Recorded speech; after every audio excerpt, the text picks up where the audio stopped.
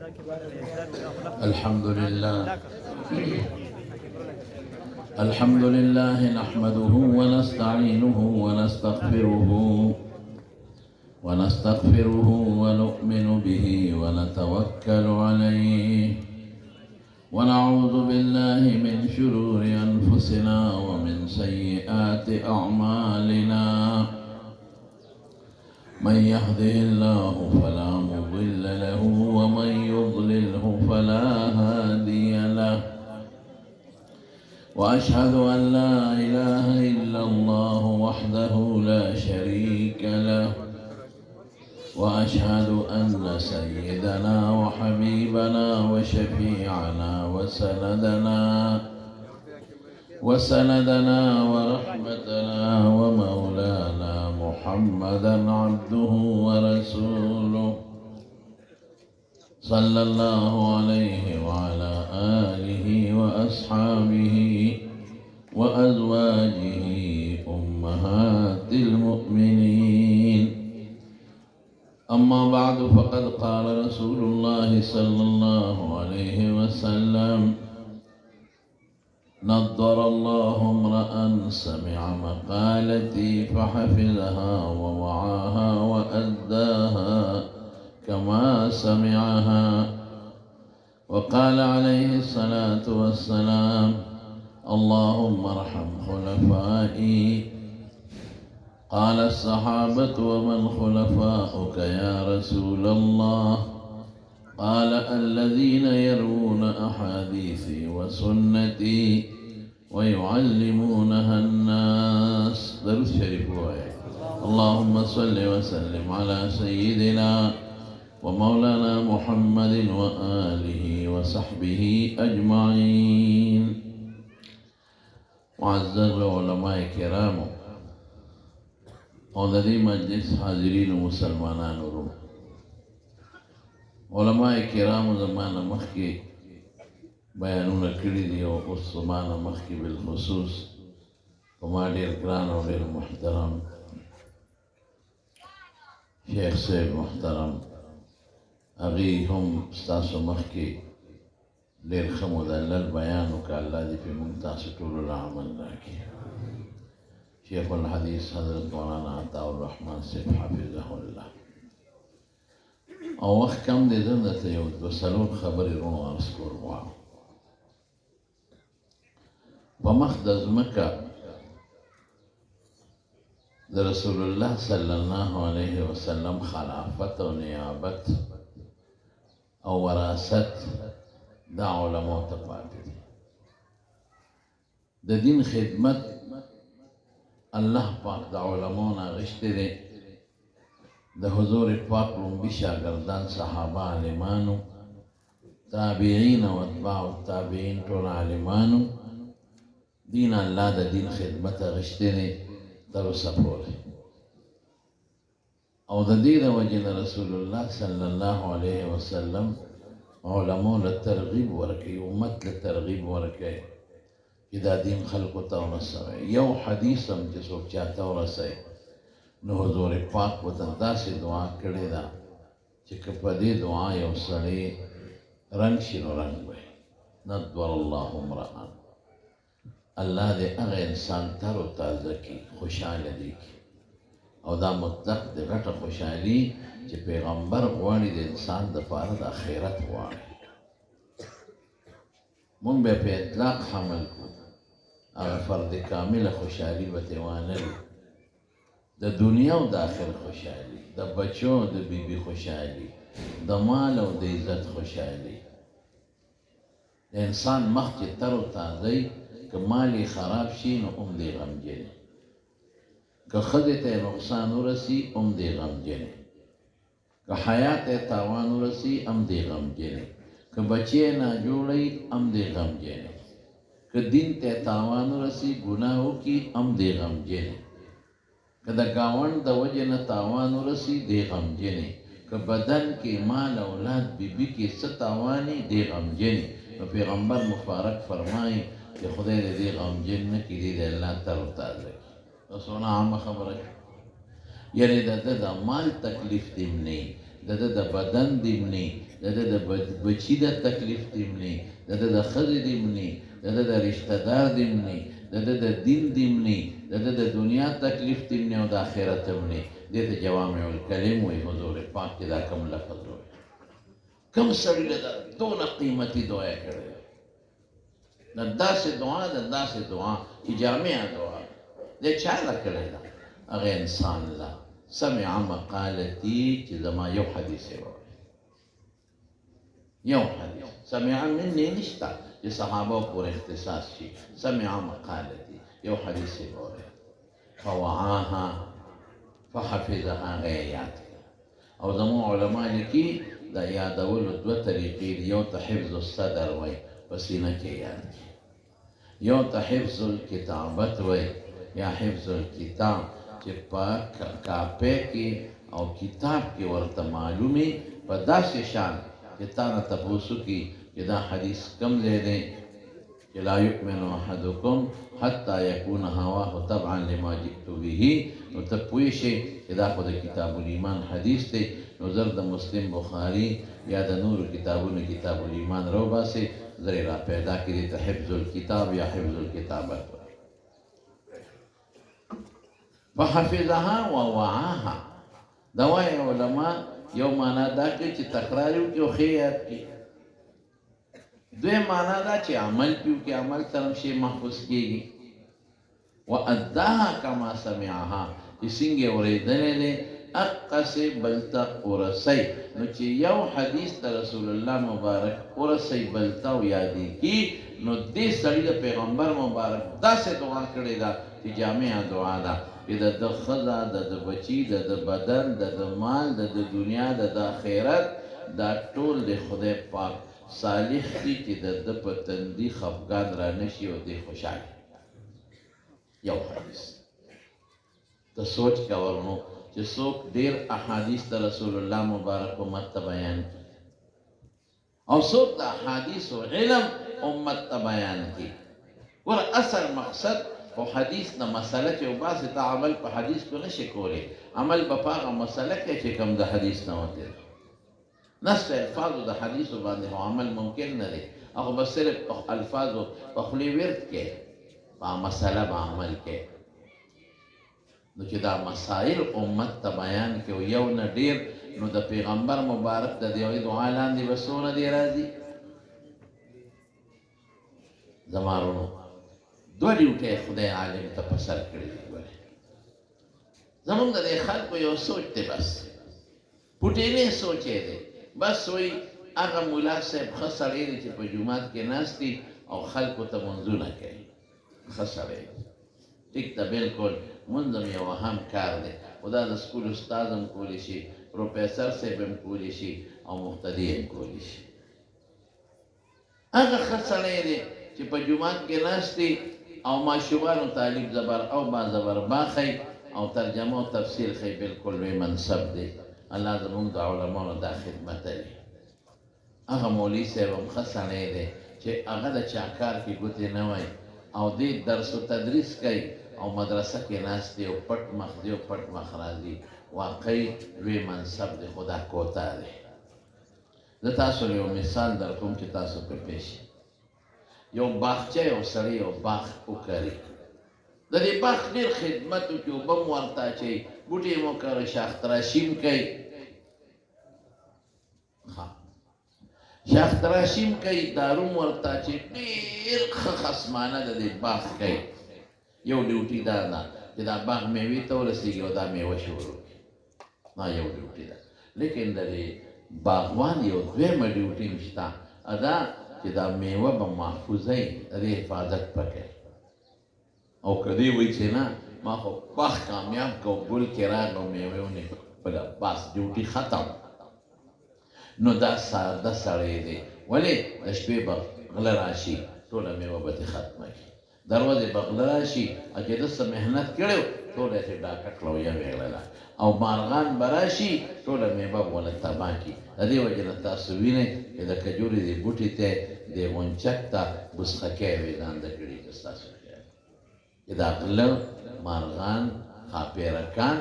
او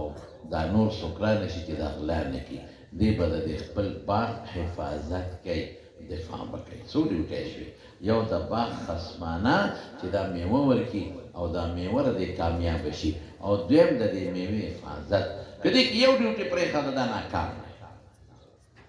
دقسې زمانو زموږ محدثینو دواړه ډیوټۍ کړې دي. یو یې امت ته د ایمانیاتو چې کوم روایات پیغه رسول دي، د وضو د اودس او د صلات او د جهاد او چې څومره نیک اعمال دي هغه حدیث امت ته رسول دي، دا خدمت یې کړی دی. لیکن بل خو یې څه چل کړی دی، بل خو یې د هغه دین د هغې شریعت د هغې ډاکوانو نه، د هغې مارغانو نه، د هغې ټپوسانو نه چې زموږ دین ته تاوان رسوي حفاظت هم کړی دی. دې وجې نه امام بخاري د خپل کتاب اخري کتاب له عنوان څه کېښود، کتاب الرد علی الجهمیه وغیره. ټپوسان راځي نو داسې هغه د پټاخو والا ټوپکې ورسره ټس ټوس کوي چې دا ویرېږي او تښتي. یو ځل په لار را روان وم، ماښام مې چې ته بیان و نو ډنګار خطر منګه ډنګه ډنګه، خدای پاکه دا ډنګار د څه مونږ ویرېږو چې خدای ډنګه ډنګه ډنګه، او دې کاټلنګ طرف ته راتلم. بیا مې تپوس وکړم یا ډنګار د څه دی؟ وایي دا دلته د املوکو باغ دی، دا خاپیرکان د شپې راځي نو دا باغ تباه کوي، نو دوی ورته ټیمان ډنګوي چې دا خاپیرکان تښتي. زموږ مولیان هم کله دا ټیمان په ډنګوي چې دا خاپیرکان راځي او په دین حمله کوي چې دا تښتي. او که دا نه کوي څه به کوي؟ او د بدقسمتۍ نه یو سوچ را روان دی، د حق او د باطل چې اصل جګړه درته وښیي، بنیاد درته ښیي، او د دې باطل نه به په څه ځان بچ کوي، او دا باطل چې په تا حمله کوي په کومه طریقه راځي په تا حمله کوي. د بنیاد د رسول الله مبارک زمانې نه واله تر اوسه پورې هغه څه شی دی، دارومدار د باطل یو په اتباع الهوا د خواهش اتباع ده. او حضور پاک پہ رد کړی په دې سړي، پیغمبر رد کړی دی، لا یؤمن احدکم حتی یکون هواه تبعا لما جئت به. خواهش پر دین تابع کې دوی د خواهش اتباع کوي. دویم څه دی؟ دویم تحسین الظن بالعقل. د شریعت مقابله کې عقلي خبره به درته کوي. اوس هم ډېر خلک په بخاري اعتراض کوي، وی دا عقل منی ته بې عقله، اوس دا عقل نشته که وی دا حدیث خو د قرآن سره دلته ټکراو دی، دا حدیث خو د بل حدیث سره ټکراو دی، دا زه څنګه ومنم؟ ته اوس عقل نه لاړې، ستا عقل ناقص چې ټکراو نشته که ته نه پوهېږې. د حدیث او د قرآن د بخاري ټکراو بلکل نشته، خو ته نه پوهېږې، تا ته پته نشته. او د حدیث او د حدیث منځ کې ټکراو نشته، خو ته نه پوهېږې، تا ته پته نشته. ظاهري تعارض ورته مونږ وایو، ظاهري تعارض وي همون دفعه کې خبره خلاصه. هغې دپاره علماء اصول ښولي دي، هغې ته قاعده ښولې ده، هغې دپاره مونږ ته قاعده ښولې ده چې په دې طریقه به دفع کوي. دوه څیزونه زمونږ د دین دارومدار دی چې دا یو دین کې نشته. دوه څیزونه په دې زمونږ دین د ټولو دینونو نه جدا دی. دوه څیزونه څه دي؟ یو سند دی چې شیخ صاحب تاسو ته وویل، یو اصول فقه. دا دوه څیزونه دي. رادي شي یهودي کېنه و چې دا کم په بانګې دخل زمونږ مخالفت کوي، وایي د موسی علیه السلام یو قول د ځان نه شروع کا او موسی علیه السلام پورې په سند ماته وښایه چې ما د فلان کین هغه د فلان کین هغه د فلان کین هغه د فلان کین هغه د فلان کین هغه د موسی علیه السلام نه اورېدې وښایه. او یو پوپان چې دا غټ پوپ موجود دی په روم کې، رومیه کې لیکې راوله، ورته وایي د عیسی علیه السلام یو قول ما ته په سند بیان کا چې تا د فلان کین هغه د فلان کین هغه د فلان کین او هغه د عیسی علیه السلام نه اورېدې وښایه. قسم په خدای که 100 کاله کې درته وښایي. او که زما د یو رکوټي طالب نه یې تپوس وکړو چې د رسول الله مبارک یو قول ما ته وښایه چې تا ته په سند رسېدلي، ابو یو یاد دی که 100 یاد دی که 1000 یاد دی که لاک یاد دی، څومره یاد دی؟ راشه چې درته اوس بیان کوم چې ما د فلان کین هغه د فلان کین هغه د فلان کین هغه د فلان کین هغه د رسول الله مبارک نه اورېدلی. او که ته چې دا فلان کې څوک و دا ریکارډ هم ما سره موجود دی، سره موجود دی چې دا فلان کې کله پیدا دی او کله وفات دی د هر استاد ریکارډ ما سره پروت دی چې فلان کې استاد کله پیدا کله وفات دی کم خوا د سفر کړی دی کم خوا نه دی کړی د حافظه څنګه و څنګه نه ده د دیانت څنګه و څنګه نو د مروت خو خراب و د حافظه ځوانۍ کې څنګه و بوډاوالي کې څنګه دومره موږ سره د خپل نیکه او د قر نیکه حالات محفوظ نه دي پراته څومره چې موږ سره د دې سند کې چې کوم استادان دي د هغې حالات موږ سره محفوظ پراته دي الحمدلله هسې وړه خبره نه منګړه چې نه دی ډېره ډېره زیاتې خوارۍ شوې اوس به یو سړی ډر راپامه سي دا حدیث خو نه منم دا نشته یو خو ماله دا ډېر کار لري چې دا حدیث نشته نو قمقله تا ته نه دی معلوم نو تا ته به یو شی نه معلوم نو نفس الامر کې به وي نه تا ته نه دی معلوم او زر به وي دا حدیث منګړ صیبه خدای ته وګوره دا ته څه کې ته دومره ډاډه شوې او زر به وي دا حدیث ضعیف نو صیبه زمونږ پښتانه خو د ضعیف هغه پښتو معنا اخلي چې کمزوري ته ویل کېږي د ضعیف چې خپل کوم احکامات دي د هغې نه خو نه دي خبر چې کوم ځای کې په حدیث ضعیف باندې عمل جایز دی کولی شي په کوم ځای کې پرې نه شي کولی نو یو زمونږ الحمدلله دارالمدار په چا دی ووایه په سند په چا سند پېژنئ څه ته ویل کېږي دغه کړی ته استادانو ته چې زمانه واله د رسول الله صلی الله علیه وسلم کولی او دویم څه شی دی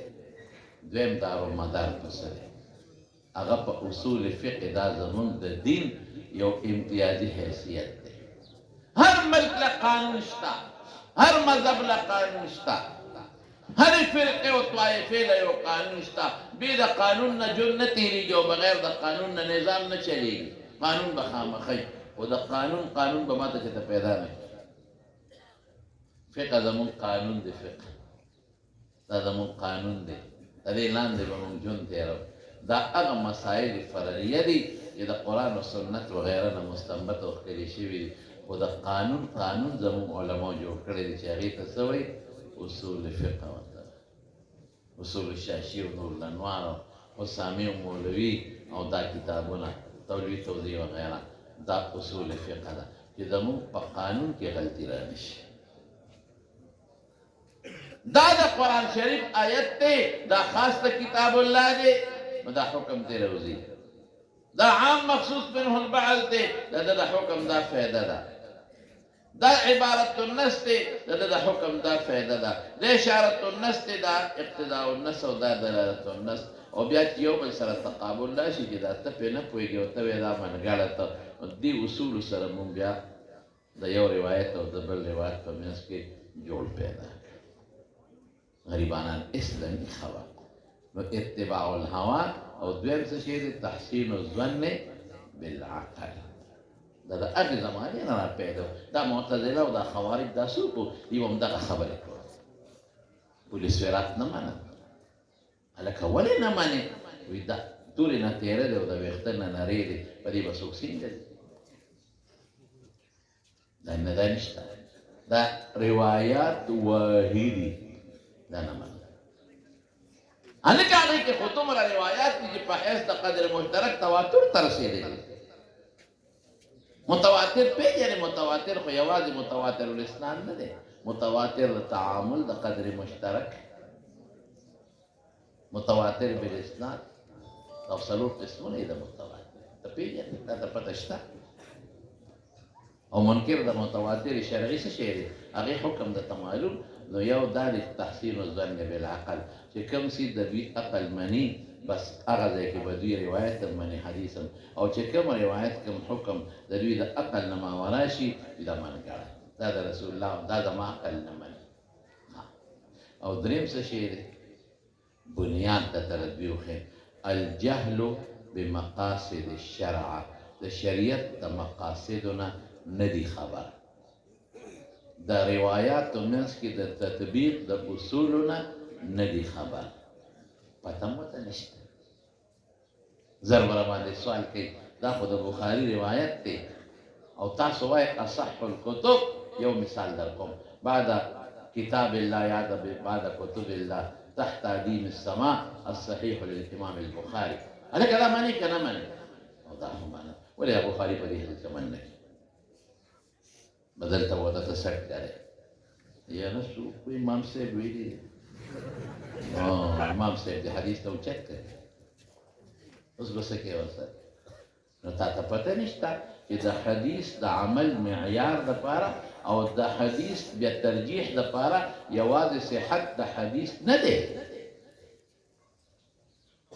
که صرف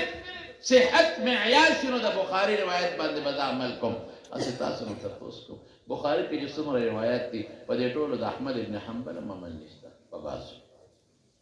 په بعضو د امام مالک هم عمل نشته په بعضو د امام ابو حنیفه رحمت الله علیه نشته په بعضو د شافعي رحمت الله علیه نشته په بعضو د اسحاق هم نشته په بعضو د داوود ظاهري نشته او چې دا څوک اعتراض کوي په بعضو د دې عمل نشته